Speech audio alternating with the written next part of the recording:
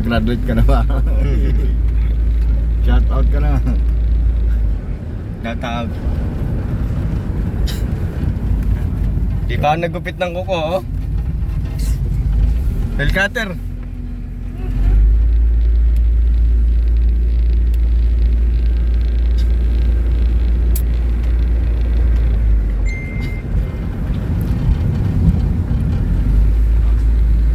Visit, pansit. Graduate na yung anak ng mami.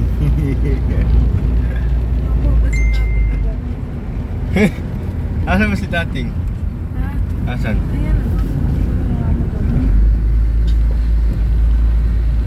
Sakyan ko sana yung motor.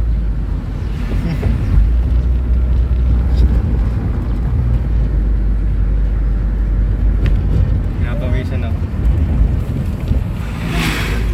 Tangin na niya. Papadoktor ata. At sa UMC. Nasa UMC, asan daw ngayon? Yan po, gagraduate na po yung anak namin ni mami.